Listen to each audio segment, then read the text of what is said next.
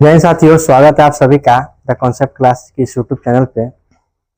आज हम लोग जो 2025 में जो बिहार बोर्ड का जो एग्जाम देने वाले बच्चे हैं उनके लिए केमिस्ट्री का जो गेस क्वेश्चन कह लीजिए या फिर मोस्ट इम्पोर्टेंट क्वेश्चन कह लीजिए, उसका हम लेकर के हैं 25 क्वेश्चन। अगर इस आप 25 क्वेश्चन को कर लेते हैं तो मेरा ऐसा मानना है कि आप बहुत अच्छा तैयारी करते हैं और आपका पूरा केमिस्ट्री मतलब एक सब्जेक्ट का तैयारी का आपका पता चलेगा कि मेरा तैयारी कहाँ तक हुआ है। तो बिना किसी देरी किए शुरू करते हैं। मैं हूं रजनीश सर और मैं द कॉन्सेप्ट क्लासेज का डायरेक्टर हूं। चलिए हम लोग शुरू करते हैं। हमारा पहला क्वेश्चन है कि रवादार ठोस क्या है। रवादार ठोस क्या है, उदाहरण दे। देखिए, ठोस दो प्रकार के होता है, एक होता है रवादार और एक होता है बेरवादार। रवादार ठोस का एक और नाम होता है जिसको बोलते हैं क्रिस्टलीय ठोस, और बेरवादार का एक और नाम होता है जिसको बोलते हैं अक्रिस्टलीय ठोस। तो इस बात को आप ध्यान रखिएगा। रवादार ठोस क्या होता है कि वैसा ठोस जिसमें कणों का नियमित व्यवस्था उपलब्ध होता है उसे हम लोग क्या कहते हैं, रवादार या क्रिस्टलीय ठोस कहते हैं।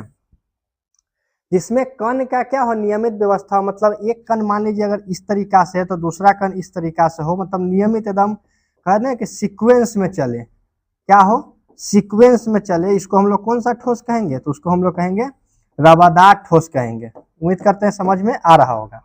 रवादार ठोस कहेंगे।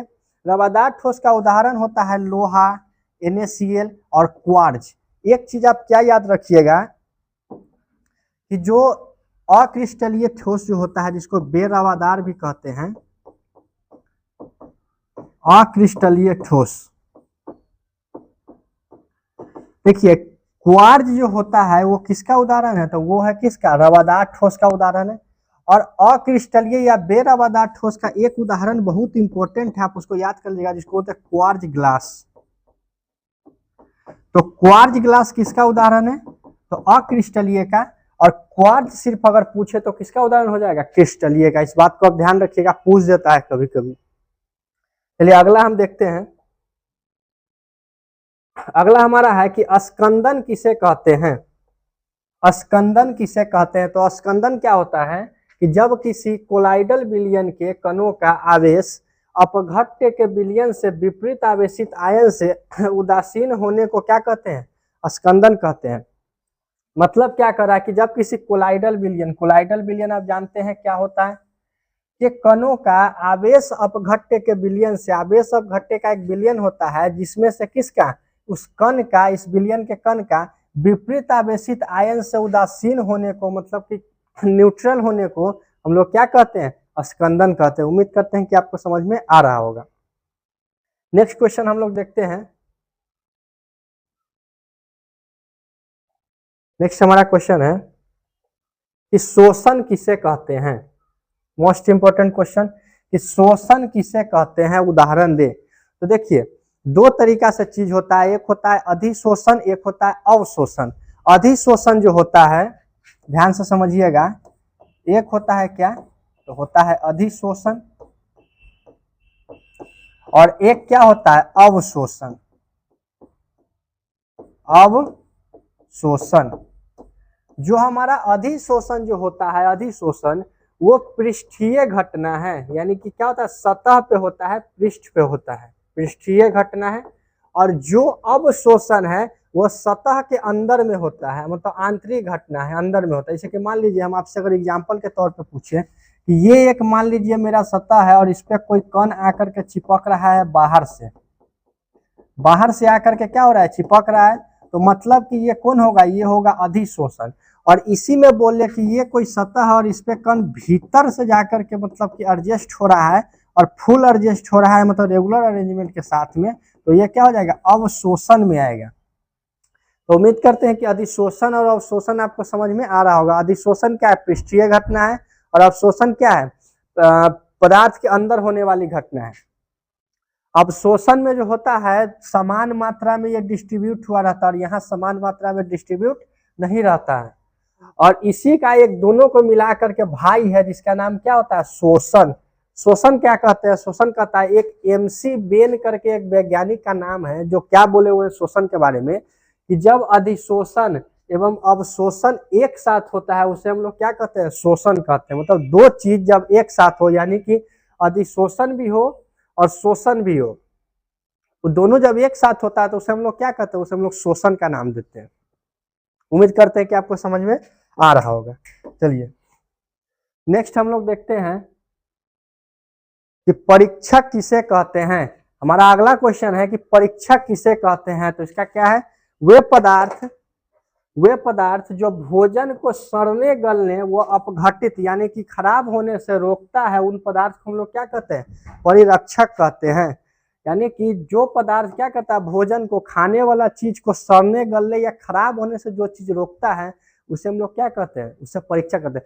देखते हो या कभी कभी खाना अगर कुछ इस तरीका से सड़ने गलने लगता है तो उसमें नमक धर दिया जाता है, तो परीक्षक का उदाहरण क्या है, नमक, सिरका, ये सब किसका उदाहरण है, परिरक्षक का उदाहरण है। उम्मीद करते हैं इतना आपको समझ में आ रहा होगा। एक और हमारा क्वेश्चन है, बहुत इंपॉर्टेंट है, ध्यान दीजिएगा। अरे साबुन क्या है, साबुन क्या है, चलिए साबुन क्या है हमसे पूछ रहा है। तो साबुन देखिए दो तरीका से चीज इंपॉर्टेंट रहता है, एक डिटर्जेंट और एक क्या होता है साबुन। जो आप लोग घर पे यूज करते हैं उसको सर्फ नहीं बोला जाता, उसको डिटर्जेंट बोला जाता है, और आप लोग भी डिटर्जेंट ही बोलिएगा। लेकिन फिलहाल यहाँ पे हम देखते हैं साबुन क्या है। तो साबुन का परिभाषा क्या है कि फैटी अम्ल का सोडियम या पोटेशियम लवण को क्या कहते हैं, साबुन कहते हैं। फैटी अम्ल का सोडियम या पोटेशियम लवण को हम लोग क्या कहते हैं, साबुन कहते हैं। साबुन को देखिए दो तरीका इसको सूचित किया जाता है, आरकुन्ना, RCOONA, आरकुक्का, RCOOK से क्या किया जाता है, सूचित किया जाता है। इस साबुन को सूचित करने के साबुन में दो तरीका से चीज होता है, एक उसका होता है टेल भाग, एक होता है पूंछ, इसको टेल बोलते हैं, और एक होता है हेड। आप लोग कमेंट में सिर्फ इसका हमको जवाब दे दीजिएगा एक HW के तौर पे कि जब साबुन को जब ऐसा समझिए कि जब हम मैल में डालते हैं, मैल वाला कोई वस्तु में, तो कौन सा पार्ट जाता है, टेल जाता है कि हेड जाता है, आप लोग हमको कमेंट में बता दीजिएगा ताकि हम समझे कि आपका तैयारी क्या है, अच्छा है। चलिए नेक्स्ट हम लोग देखते हैं कि पावर एल्कोहल क्या है। अगला हमारा क्वेश्चन है कि पावर एल्कोहल क्या है। तो पावर एल्कोहल दो तीन तरह से चीज को मिलकर के बनाया जाता है, जैसे कि पेट्रोल हो गया, इथेनॉल हो गया, तथा बेंजीन के मिश्रण को क्या कहते हैं, पावर एल्कोहल कहते हैं। किस किस चीज को, एक तो हो गया पेट्रोल, इथेनॉल और बेंजीन, इस सब के मिश्रण को हम लोग क्या कहते हैं, पावर एल्कोहल कहते हैं। तीनों चीज को, पेट्रोल को, इथेनॉल को, इथेनॉल मतलब क्या, C2H5OH, और बेंजीन मतलब क्या, C6H6। सबका सूत्र आपको पता होना चाहिए।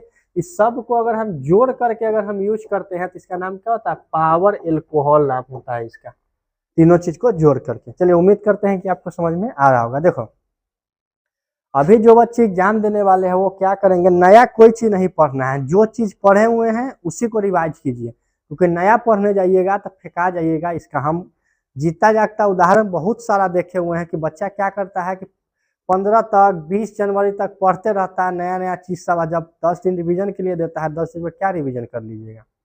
तो चीजों को समझ करके चलिए कि कैसे हमको समझना है, नया कोई नहीं पढ़ना है, जो हमारा पढ़ चुके हैं, क्योंकि एक साल में आपको ही पता है आप क्या पढ़े, उसी चीज को रिवाइज करते हुए चलना है। चलिए नेक्स्ट हम देखते हैं अगला क्वेश्चन कि प्रोटीन का विकृतीकरण क्या है। प्रोटीन का विकृतीकरण क्या है, तो है उच्च ताप पर, मतलब हाई टेम्परेचर पर या pH में परिवर्तन पर हाइड्रोजन बंध टूट जाता है एवं प्रोटीन अपना जैविक सक्रियता खो देती है, जिसे क्या कहते हैं, प्रोटीन का विकृतीकरण कहते हैं। मतलब हाई टेम्परेचर पर या pH के वैल्यू क्या करता है, परिवर्तन आने की वजह से उसका हाइड्रोजन बॉन्ड क्या होता है, टूट जाता है। तो जो टूट जाने के बाद में जो अपना जैविक सक्रियता क्या करेगा, खो देता है, जो उसका अपना रहता है, उसी को हम लोग क्या कहते हैं, प्रोटीन का विकृतीकरण कहते हैं। जैसे कि प्रोटीन का विकृतीकरण का उदाहरण, एग व्हाइट, अंडा में आप बॉयल एग में देखते होगा जो एक येलो पार्ट होता है और एक व्हाइट पार्ट होता है। तो जो हमारा एग व्हाइट है ये क्या है, प्रोटीन का विकृतीकरण। एग व्हाइट जो जम जाता है, दूध जो फट जाता है, दूध का फटना या एग व्हाइट का जमना, ये किसका उदाहरण है, विकृतीकरण का, प्रोटीन का विकृतीकरण का उदाहरण है। चलिए अगला हमारा इंपॉर्टेंट क्वेश्चन है क्या कि बिंदु दोष से आप क्या समझते हैं। बिंदु दोष से आप क्या समझते हैं। तो देखिए बिंदु दोष से क्या समझेंगे। देखिए नामे में स्पष्ट है दोष। दोष मतलब क्या, त्रुटि। दोष मतलब वो फ्रेंड वाला दोस्त होता है, ये दोष है मतलब त्रुटि। देखिए क्या कर रहा है कि ठोस के कण के नियमित व्यवस्था में एक बिंदु या एक परमाणु के कम होने को क्या कहते हैं, बिंदु दोष कहते हैं। जैसे देखिए हम समझाने का प्रयास करते हैं इस तरीका से। मान लीजिए कि अरेंजमेंट है, इस तरीका से क्या है, अरेंजमेंट है।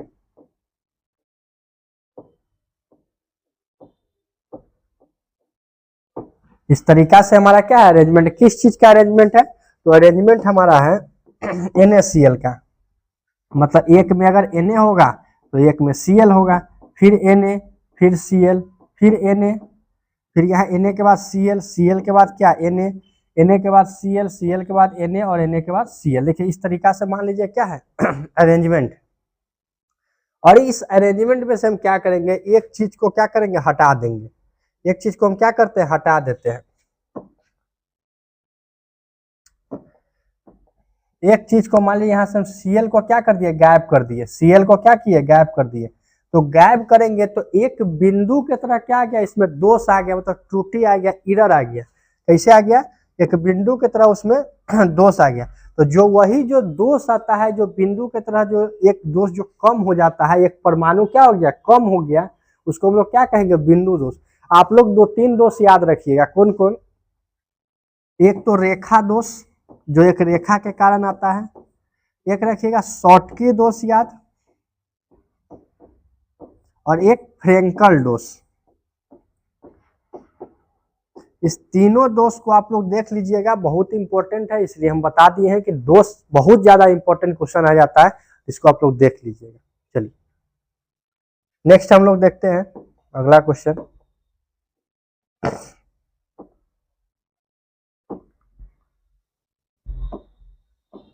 अगला कह रहा है कि संश्लेषित रबर के 2 उदाहरण दें। तो क्या कर रहा है, संश्लेषित रबर के 2 उदाहरण दे। तो हम यहाँ परिभाषा भी लिख दिए हैं और उदाहरण भी आपको दे दिए कि वैसा रबर जिन्हें कृत्रिम रूप से बनाया जाता है उसे संश्लेषित रबर कहते हैं। कृत्रिम मतलब क्या, जो हाथ से बनाया जाता है उसको हम लोग क्या कहते हैं, संश्लेषित रबर कहते हैं। जैसे उदाहरण PVC। अच्छा PVC का पूरा नाम क्या होता है, कोई हमको कमेंट में बता दीजिएगा, चाहिए हम ही आपको बताए थे। PVC का नाम होता है पॉली विनाइल पॉलीविनाइल क्लोराइड।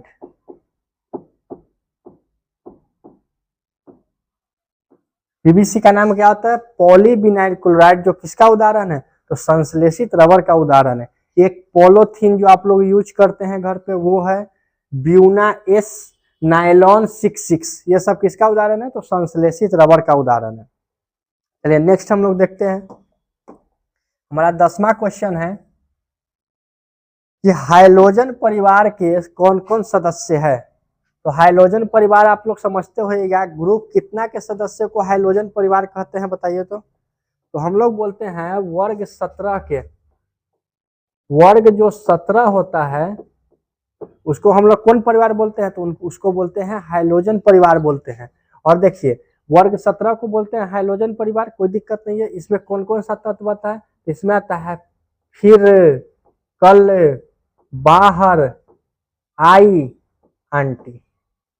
ऐसे आंटी एफ ब्लॉक का तत्व है, लेकिन इसी में हम गिन लिए हैं। एफ मतलब क्या, फ्लोरीन। Cl मतलब क्या, क्लोरीन। Br मतलब क्या, ब्रोमीन। I मतलब आयोडीन। At मतलब देख लीजिएगा क्या होता है, ध्यान नहीं है हमको। तो ये सब किस वर्ग का है, तो ये सब 17 वर्ग का क्या है, तत्व है, जिसको कौन परिवार बोला जाता है, जिसको हाइड्रोजन परिवार बोला जाता है। अब देखिए 1-2 बात आप याद रखिएगा, क्या, वर्ग 18 को आप याद रखिएगा। वर्ग 18 या इसको वर्ग 0 भी कहीं कहीं लिखा रहता है, वर्ग 18 अगर नहीं लिखा हो तो देखिए वर्ग 18 के तत्व को बोला जाता है अक्रिय गैस। क्या बोला जाता है, अक्रिय गैस। अक्रिय गैस नोबल गैस,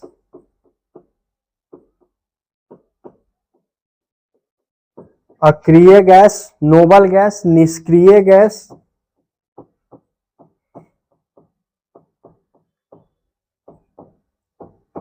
ये सब किस वर्ग के तत्व को बोला जाता है? वर्ग 18 के वर्ग के तत्व को बोला जाता है। या तो आप अक्रिय बोल लीजिए, नहीं तो निष्क्रिय बोल लीजिए, नहीं तो नोबेल गैस बोल लीजिए, सब एक ही का नाम है। अब देखिए इसमें आप कौन कौन सा तत्व आता है? इसमें आता है हीलियम, नियॉन, ऑर्गन, क्रिप्टॉन और जेनॉन, रेडॉन। कुल इतने तत्व जो है वर्ग 18 या वर्ग 0 में आते हैं। ये सारे के सारे जो तत्व होता है वो क्या होता है? अस्थाई होता है, मतलब किसी से रिएक्ट नहीं करता है। ये सारे के सारे क्या होते हैं? अस्थाई तत्व होते हैं जो किसी से रिएक्ट नहीं, क्योंकि इसके अंतिम कक्षा का जो इलेक्ट्रॉन होता है पूरा भरा हुआ होता है, जिस कारण से ये किसी भी तत्व से क्या करते हैं? अति नहीं करते। अब देखिए हुआ ये, इसको क्या पढ़ेंगे? Helium, neon, organ, krypton, xenon, radon. याद रखिएगा इस सीक्वेंस को। कभी कभी पूछ देता है कि वर्ग 18 का कौन कौन तत्व है, या ऐसे ही बोल सकता है कि वर्ग 18 के तत्वों को लिखिए। वर्ग 18 के तत्वों को क्या कहा जाता है ऑब्जेक्टिव के रूप में अगर पूछ ले तो इस तरीका से आप इसको क्या कीजिएगा? याद करके रखिएगा। तो नेक्स्ट हम लोग देखते हैं अगला क्वेश्चन कि प्राथमिक सेल से आप क्या समझते हैं? देखिए सेल दो तरीका से होता है, एक प्राथमिक सेल, एक संचायक सेल या द्वितीयक सेल भी उसको बोला जाता है। तो प्राथमिक सेल का मतलब होता है कि वैसा सेल जिसे आवेशित नहीं किया जा सकता है, यानी कि एक बार अगर उसका चार्ज खत्म हो गया, आवेश उसका खत्म हो गया, उसको हम दोबारा से क्या कर सकते हैं? आवेशित नहीं कर सकते हैं। उसको हम लोग क्या बोलते हैं? तो उसको बोलते हैं क्या? प्राथमिक सेल बोलते हैं।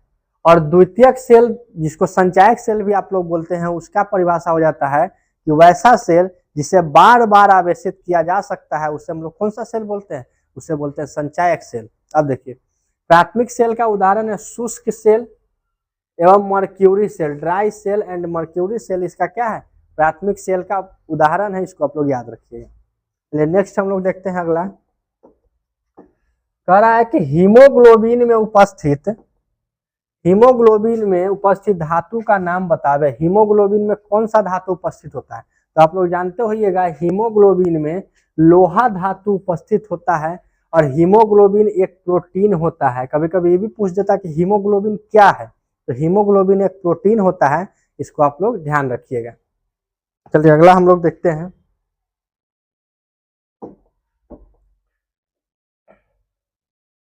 अगला हमारा है क्या कि एल्यूमिनियम एवं तांबा के मुख्य अयस्क का नाम लिखिए।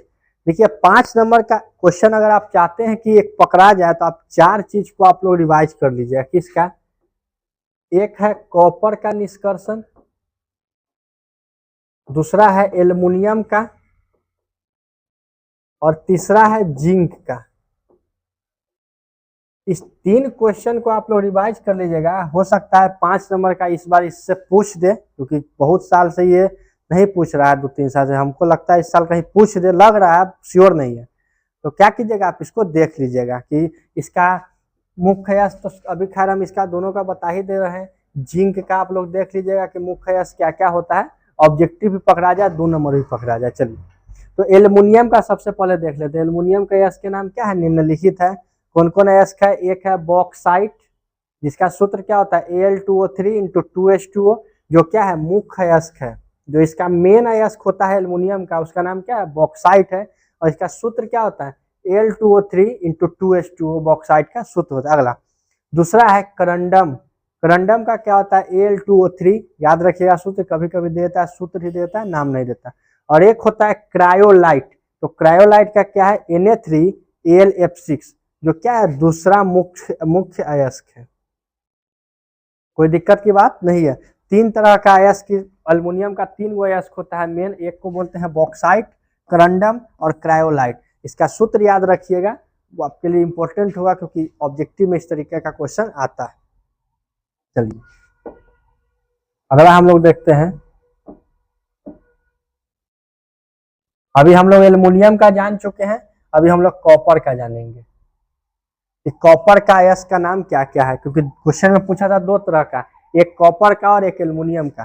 तो हम लोग एल्युमिनियम का जान गए, अब कॉपर का समझते हैं। देखिए कॉपर का अयस्क का नाम है, एक होता है कॉपर पाइराइट जिसका सूत्र होता है CuFeS2 जो उसका मुख्य अयस्क है। एक है कॉपर ग्लांस, कॉपर ग्लांस का सूत्र होता है Cus, और एक है मेलानाइट, मेलानाइट का क्या होता है सूत्र CuCO3 × COOH। ये मेरा सेकेंड मुख्य अयस्क है जो किसका है, कॉपर का है। और एक लास्ट हमारा आता है क्यूप्राइट, क्यूप्राइट का सूत्र होता है Cu2O। तो कुल मिलाकर के कॉपर के 4 अयस्क होते हैं, ऐसे और भी होते हैं पर मुख्य रूप से 4 होते हैं, और एल्युमिनियम का 3 होते हैं, आप लोग ध्यान रखिएगा। चलिए अगला हम लोग देखते हैं। कुछ बच्चा उस दिन बोला सर TCC क्या है, आप हर में TCC लिखते हैं, ये तो खैर मेरा नाम है, आप लोग जानते हो। TCC का मतलब होता है the concept classes, the concept classes किसका नाम है, TCC का फुल फॉर्म है, T से द, C से कॉन्सेप्ट और C से क्लासेज। चलिए नेक्स्ट हम लोग देखते हैं आगे। यही संचायक बैटरी यहाँ आ ही गया। चलिए अभी बता चुके हैं संचायक बैटरी क्या है, जिसे बार बार आवेशित कर सकते हैं। संचायक सेल बोल ले, संचायक बैटरी बोल ले, दोनों बात क्या है, एक ही है। तो संचायक बैटरी क्या है, वैसा सेल जिसे बार बार आवेशित किया जा सकता है, उसे हम लोग क्या कहते हैं, संचायक बैटरी कहते हैं या संचायक सेल कहते हैं। उदाहरण के तौर पे लेड अम्ल मजबूत सेल, क्या है, लेड अम्ल मजबूत सेल। दूसरा है निकेल अम्ल मजबूत सेल। दो तरह का सेल है, एक क्या है लेड अम्ल मजबूत सेल, और एक क्या है लेड अम्ल मजबूत सेल, और एक है निकेल अम्ल मजबूत सेल। दो तरह का सेल होता है, आप लोग ध्यान रखिएगा। किसका उदाहरण, संचायक बैटरी का। नेक्स्ट हम लोग देखते हैं अगला, कह रहा है कि द्विक लवण किसे कहते हैं, उदाहरण द्वारा समझावे। मतलब द्विक लवण का परिभाषा बोल रहा है। देखिए यौगिक दो प्रकार का होता है, जटिल यौगिक, एक को बोलते हैं द्विक लवण, एक को बोलते हैं उपसंयोजन यौगिक। तो पहले हम लोग द्विक लवण को समझते हैं। क्या कहता है कि वैसा योगात्मक यौगिक जो अपना अस्तित्व केवल ठोस अवस्था में बनाए रखता है, उसे हम लोग क्या कहते हैं, द्विक लवण कहते हैं, जिसको डबल साल्ट भी आप लोग अंग्रेजी में उसको कहा जाता है। क्या कि डबल साल्ट या द्विक लवण जो होता है वो क्या होता है, जो ऐसा योगात्मक जो अपना अस्तित्व कहाँ से बनाता है, ठोस अवस्था में, और ठोस के साथ साथ जो गैस में बनाता है उसको उपसंयोजन यौगिक बोलते हैं। चलिए इसका उदाहरण है KCl, MgCl2 इन 6H2O। ये सब किसका उदाहरण है, तो द्विक लवण का उदाहरण है। चलिए अगला हम लोग देखते हैं।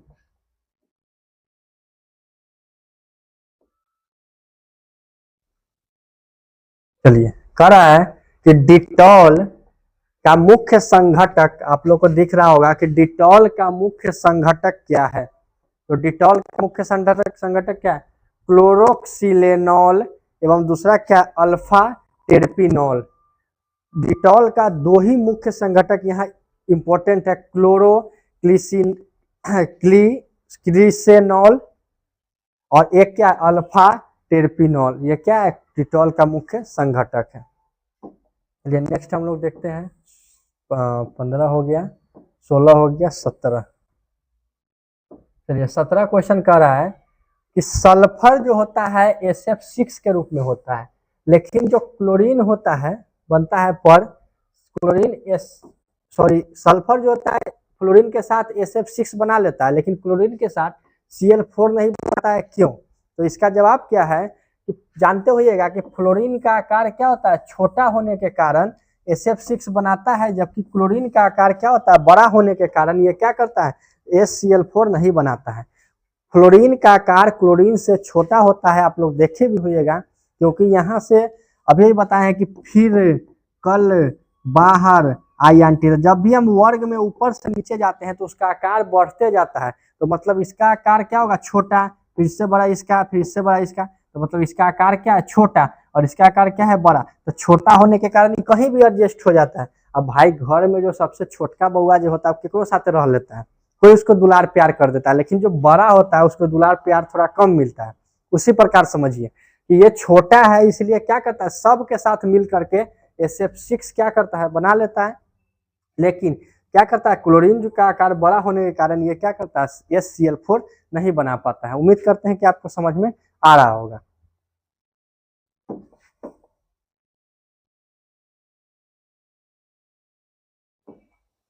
चलिए हमारा अगला क्वेश्चन है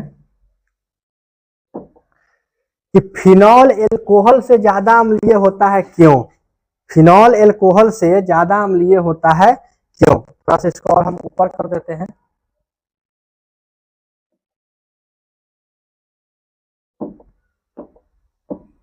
फिनॉल, क्वेश्चन आप लोग देख लीजिए, फिनॉल एल्कोहल से ज्यादा अम्लीय होता है क्यों? तो उसका जवाब है, इसका जवाब आप लोग देखिएगा, क्योंकि फिनॉल के पास माइनस आई, इसका मतलब क्या हुआ, माइनस आई प्रभाव होता है।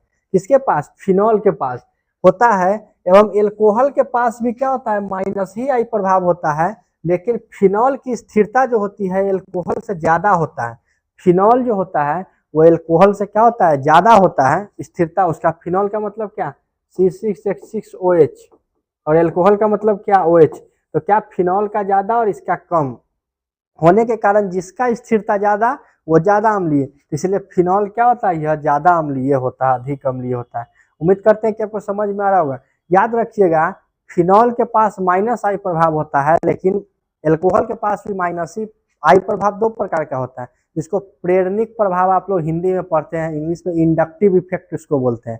तो दो प्रकार का होता है, एक होता है माइनस, एक होता है प्लस। तो माइनस वाला जो आता है वो क्या होता है, फिनॉल में उपस्थित होता है, और एल्कोहल में भी माइनस ही होता है। लेकिन हम जानते हैं कि फिनॉल का स्थिरता जो होता है एल्कोहल ज्यादा होता है, जिस कारण से ये ज्यादा अम्लीय है, और क्या होता है, अधिक अम्लीय होता है। और जो चीज अधिक अम्लीय वो क्षारीय कम होगा, क्षारीय होगा लेकिन क्या होगा, कम होगा। और जो चीज कम अम्लीय वो क्षारीय ज्यादा होगा। तो आप लोग इसको, हो सकता है इसका ऐसे भी एग्जाम्पल पूछ दे कि फिनॉल एल्कोहल से कम क्षारीय होता है क्यों, तो सेम जवाब रहेगा। चल नेक्स्ट हम लोग देखते हैं अगला, कि pH3 से NH3 का आबंध कोण बड़ा होता है क्यों? pH3 से NH3 का आबंध कोण बड़ा होता है क्यों? तो यहाँ लिखा हुआ है कि NH3 में, पहले यहाँ से लाइन शुरू है, कि NH3 में BP विकर्षण अधिक होने के कारण, बॉइलिंग पॉइंट विकर्षण उसको बोलते हैं, अधिक होने के कारण NH3 के पास pH3 से उच्च बंध होता है। तो सिंपल सा आप याद रखिएगा, NH3 में BP बंध अधिक होता है, इस कारण से क्या होता है, NH3 का बंध कोण pH3 से NH3 का बंध कोण अधिक होता है, यानी बड़ा होता है। चलिए उम्मीद करते हैं समझ में आया होगा। चलिए नेक्स्ट हम लोग देख लेते हैं। 20 क्वेश्चन है, बस 25 क्वेश्चन ही आपके साथ आपके लिए लाए हुए हैं, ज्यादा क्वेश्चन है नहीं। इसको आप लोग कवर कर ही लीजिएगा, याद कर ही लीजिएगा, हो सके एग्जाम में आ जाए। चलिए, कह रहा है कि चांदी विद्युत का अच्छा सुचालक है क्यों? तो कोई भी चीज से अगर सुचालक का मतलब क्या होता है, सबसे पहले ये समझते हैं, जहां से करंट पास करे। हम यहाँ पे खड़े हैं, हम में अगर करंट लगाएगा तो हम में भी से भी करंट पास करेगा, तो मतलब क्या है, हम भी विद्युत का सुचालक है। लेकिन अगर हम डेस्क को, अगर इस पेन को अगर हम इसमें अगर करंट पास करें तो नहीं पास करेगा, क्योंकि क्या है, विद्युत का उचाला, क्योंकि इसमें मुक्त इलेक्ट्रॉन नहीं है। जहां भी मुक्त इलेक्ट्रॉन होता है वहां क्या होता है, करंट जल्दी से पास कर जाता है। यही बात है कि चांदी जो देखते होइएगा, चांदी में मुक्त इलेक्ट्रॉन उपस्थित होने के कारण यह क्या होता है, विद्युत का सुचालक होता है। उसमें क्या होता है, इलेक्ट्रॉन ज्यादा मुक्त होता है। इसीलिए देखते होइएगा, चांदी को लोग पैर में पहनता है। कभी सुने कि चांदी के हार बनवा के कोनो पहन ले, तो करंट मारेगा तो नीचे से मारेगा, ऊपर नहीं अथी होगा, इसीलिए। चलिए नेक्स्ट है कि चार समावयवी एमीन का नाम एवं संरचना लिखिए जिसका अनुसूत्र क्या है, C3H9N है। तो देखिए, एमीन होता है तीन तरह का, 1 डिग्री एमीन, 2 डिग्री एमीन और 3 डिग्री एमीन, जिसको प्राथमिक एमीन, द्वितीयक एमीन और टर्शियरी एमीन या तृतीयक एमीन बोला जाता है। तो बारी बारी से सबको समझने का प्रयास करते हैं। देखिए, 1 डिग्री एमीन जो क्या हो, एमीन एक के साथ जुड़ा हो, उसको क्या कर सकते हैं, 1 डिग्री में, जिसको क्या होता है, प्रोपील एमाइन। प्रोपील क्यों आया, क्योंकि 3 कार्बन का मतलब क्या, प्रोप और साइड की तरह काम कर रहा है तो प्रोपिल आइल तो क्या हो जाएगा एमाइन। एक इसी को देखिए थोड़ा सा हम एक्सपेंड करके लिखे हुए हैं क्या, इस NH2 को यहाँ लिख दिए, ऐसे NH2 ऐसे नहीं होना चाहिए, ऐसे लिखा जाना चाहिए NH2 ऐसे, और मिस्टेक से हम यहाँ लिख दिए क्योंकि नाइट्रोजन के पास क्या होता है लोन पेयर होता है जिस कारण से इससे जुड़ा होता है। चलिए अब इसको देखिए C3H9 है तो मतलब C3 तो 1 2 3 और H9 तो क्या हो गया 3 6 7 और 2 यहाँ है 9। तो इसको हम लोग क्या बोलेंगे आइसोप्रोपिल एमाइन। अगर इस तरीके का संरचना है तो क्या हो जाएगा इसका नाम आइसोप्रोपिल एमाइन इसका नाम होता है, लेकिन डायरेक्ट अगर लिखा हुआ है तो उसका नाम क्या हो जाएगा प्रोपिल एमाइन। अच्छा एक बात बताइए, आपसे अगर पूछते हैं एक यहाँ हो गया क्योंकि 4 समावयव अभी हमसे पूछा है और एक यहाँ हो गया 2, तीसरा चौथा हम लोग देखते हैं।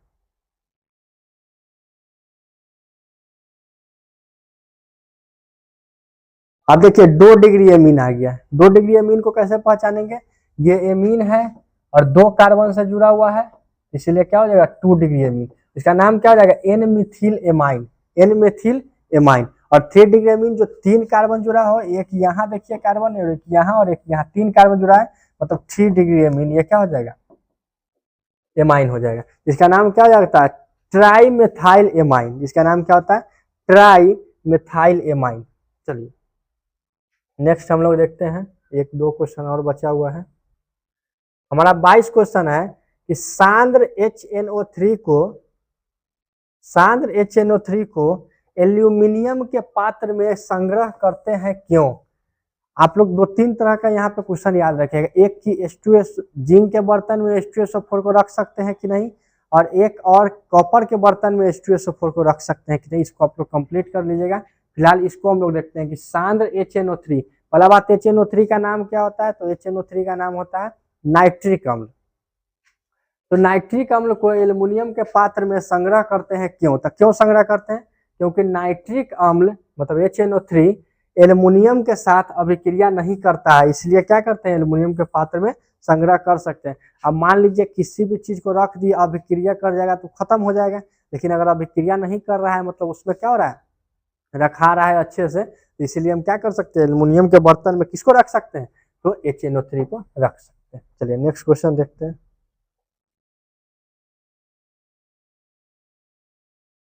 देखिए 3-4 तरीके का दिया हुआ है यहाँ पे, थोड़ा सा ध्यान दीजिएगा कि NH3 C2H5NH2 C2H5 twice NH और उसके बाद क्या है C2H5। देखिए 1 डिग्री 2 डिग्री 3 हाँ 1 डिग्री नहीं 1 डिग्री 0 2 3 और यहाँ भी साथ 3 है। चलिए देखते हैं हम लोग।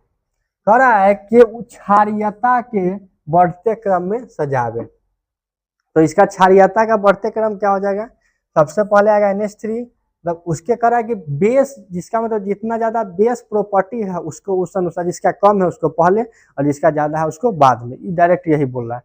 तो पहला आ जाएगा NH3 का, फिर आता है C2H5NH2 का, फिर आता है C2H5 का और फिर क्या आता है C2H5 ट्वाइस के NH का।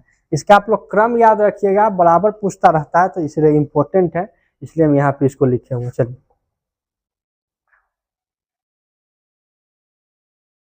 अगला है कि प्रासरण दाब क्या है। अगला क्या है प्रासरण दाब क्या है, तो प्रासरण दाब का परिभाषा है कि प्रासरण क्रिया को रोकने के लिए विलयन पर जो न्यूनतम दाब लगाया जाता है उसे हम लोग क्या कहते हैं प्रासरण दाब कहते हैं। अब देखिए प्रासरण दाब को हम लोग कैसे समझेंगे, प्रासरण दाब को देखिए जैसे 2 तरीका का यहाँ मान लीजिए रखा हुआ है बर्तन, 2 तरीके का बर्तन है, एक में मान लीजिए शुद्ध विलायक रखा हुआ है इसमें, और एक में इधर क्या है विलयन रखा हुआ है, और ये बीच में जो इस चीज जो दोनों को अलग अलग सेपरेट करके रखा हुआ है उसको हम लोग बोलते हैं SPM यानी अर्ध पारगम्य झिल्ली। तो जब क्या होता है कि SPM से जो होता है इधर क्या है शुद्ध विलायक है, इधर क्या है शुद्ध विलायक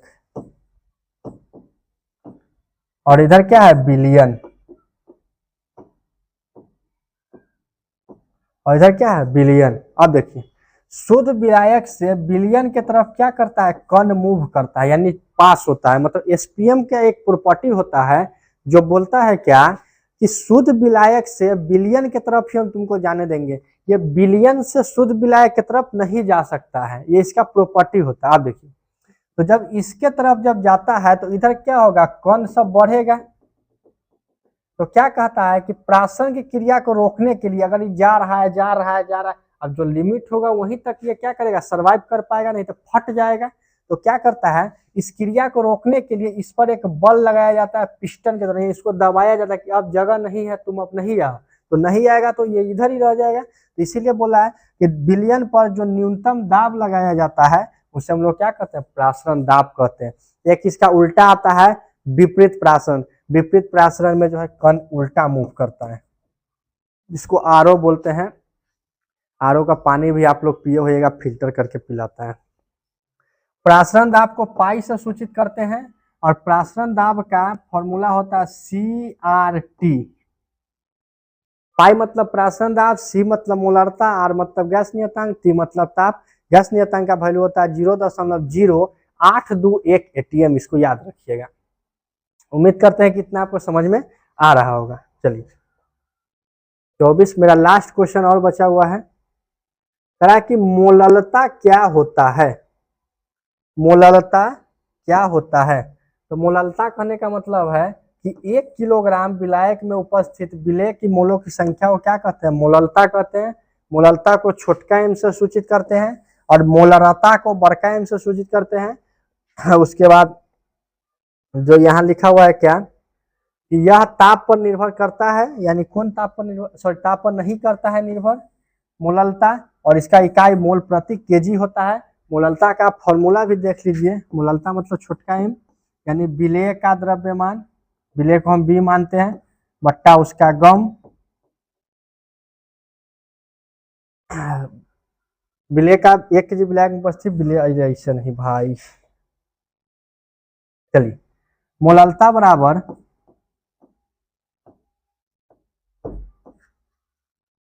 विलेय का द्रव्यमान पूरा लिख देते हैं, बट्टा में होता है गम, गुने में ऊपर में अगर मान लीजिए नीचे होता है विलायक का द्रव्यमान। अगर द्रव्यमान अगर ग्राम में है तो ऊपर में 1000 देंगे, नहीं है तो नहीं देंगे 1000। इस तरीका से हमारा क्या होता है मोललता का। आप इसमें मोलरता याद रखिएगा, मोल अंश भी याद रखिएगा, इंपॉर्टेंट क्वेश्चन सब है।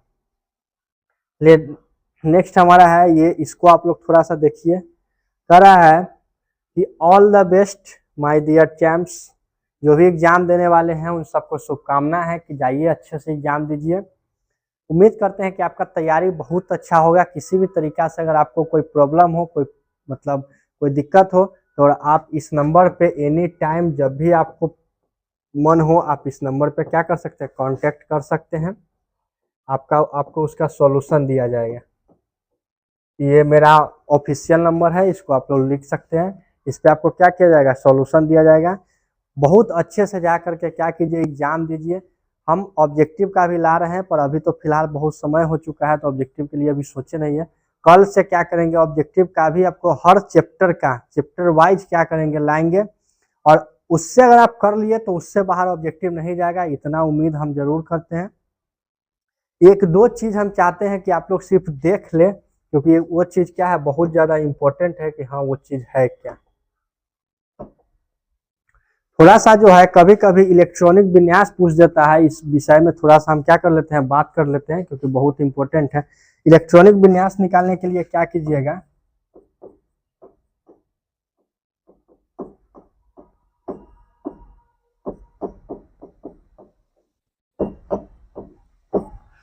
इलेक्ट्रॉनिक विन्यास आप कम से कम न भी देखिएगा तो 30 तक आप इलेक्ट्रॉनिक विन्यास देख लीजिएगा। कैसे देखिएगा, देखिए जैसे मान लीजिए हमको सोडियम का निकालना है, तो सोडियम का परमाणु संख्या होता है 11, तो उसको हम लोग कैसे तोड़ सकते हैं, 1s2, 2s2, 2p6 and 3s1।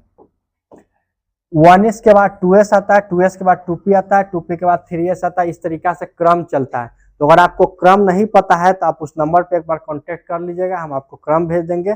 जिससे आपको पिछला साल 2024 में क्वेश्चन हुआ था नाइट्रोजन का, पूछा हुआ था।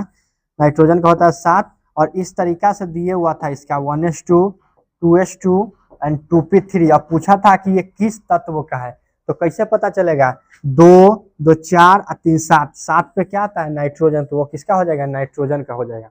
इस तरीके से आप इलेक्ट्रॉनिक विन्यास को देख लीजिएगा।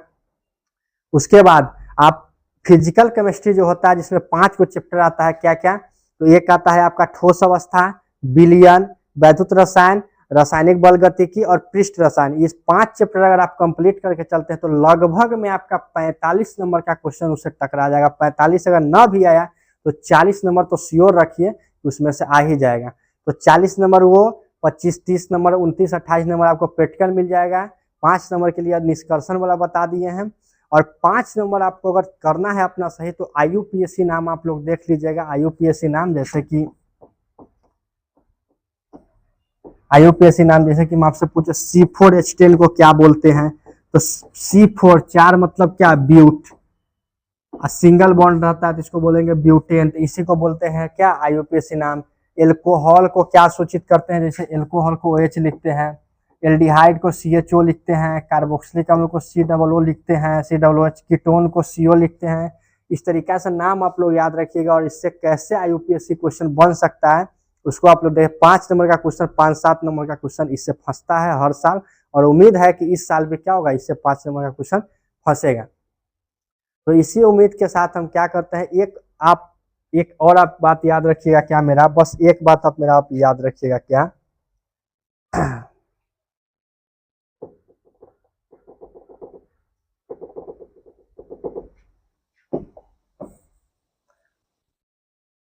आप एक बात क्या याद रखिएगा, थोड़ा सा देख लीजिएगा कि अनुसंग के गुणधर्म कै गो होता है? तो अनुसंग के गुणधर्म होता है 4 गो। कौन कौन? एक होता है वाष्प दाब का अपेक्षिक अवनमन, वाष्प दाब का अपेक्षिक अवनमन,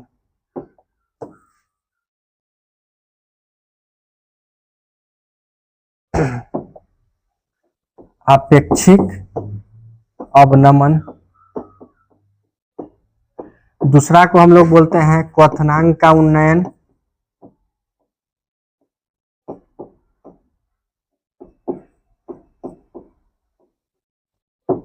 क्वथनांक का उन्नयन। तीसरा को हम लोग बोलते हैं हिमांक का अवनमन।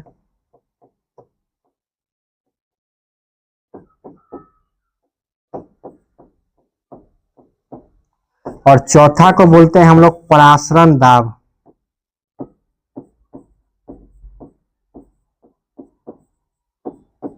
इस चारों में से एक क्वेश्चन फंसने का इस साल उम्मीद है। पिछला साल जो है क्वथनांक का उन्नयन पूछा हुआ था, इसके लिए अवाष्पशील विलेय का आणविक द्रव्यमान ज्ञात करें। उम्मीद है कि इस साल भी इस चारों में से एक 5 नंबर का दे दे। बाकी हम जो गाइड किए हैं उसी के अनुसार आप पढ़िए, रिजल्ट बहुत ही बेहतरीन आएगा। ज्यादा दिमाग लगाने का जरूरत नहीं है, जो बताएं वही पढ़िए, बहुत अच्छा रहेगा। चलिए इसी उम्मीद के साथ इस क्लास को समाप्त करते हैं। आप अपने पढ़ाई को एकदम कंटिन्यू कीजिए।